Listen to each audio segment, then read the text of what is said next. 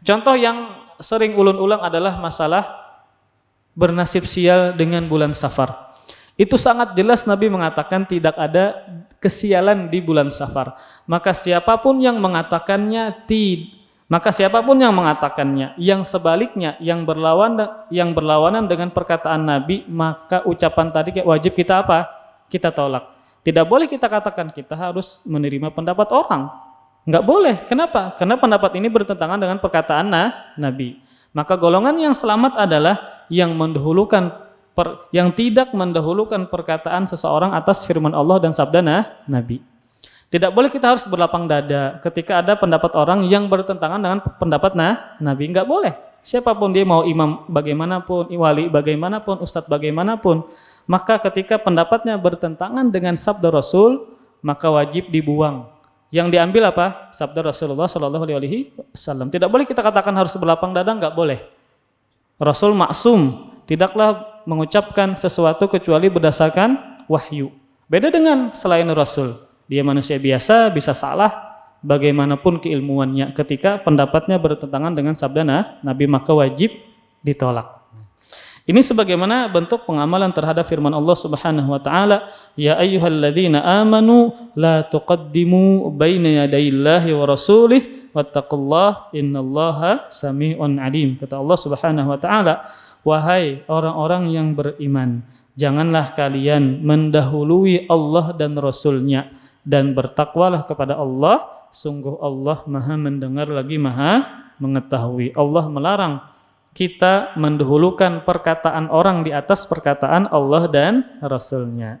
Ketika ada perkataan siapapun yang bertentangan dengan perkataan Allah dan Rasulnya, maka wajib kita tolak. Bahkan di bawahnya perhatikan perkataan Abdullah bin Abbas, dan ini sudah terjadi di zaman para sahabat.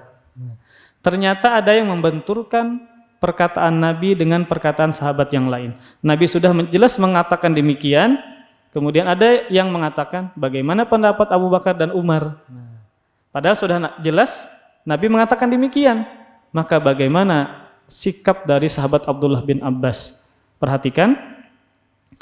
Arahum sayahlikun. Aqulu qala an-nabiy sallallahu alaihi wasallam wa yaqulun qala Abu Bakrin wa Umar. Kata Abdullah bin Abbas, sepupu Rasulullah sallallahu alaihi wasallam, aku mengira mereka akan binasa. Kenapa demikian?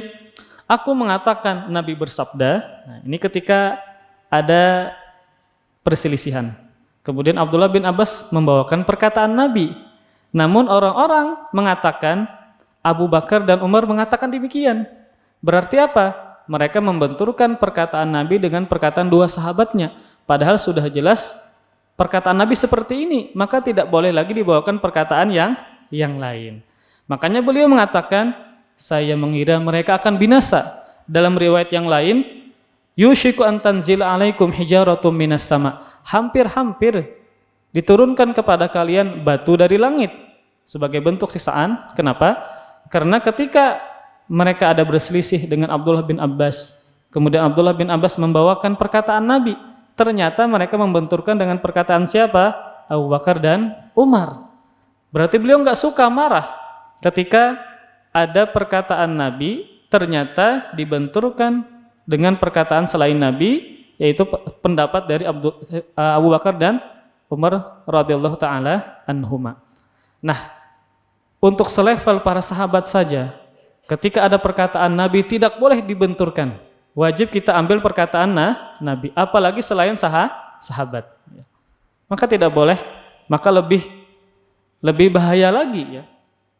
Abdullah bin Abbas mengatakan hampir-hampir diturunkan kepada kalian batu dari langit sebagai bentuk azab ketika sudah didahulukan perkataan selain Nabi di atas perkataan Nabi, atau dibenturkan perkataan Nabi dengan perkataan selain Nabi. Terima kasih, jazakumullah khairan wa barakallahu fikum. Video ini dibuat atas partisipasi dari donasi Anda. Semoga menjadi amal jariah bagi Anda semuanya.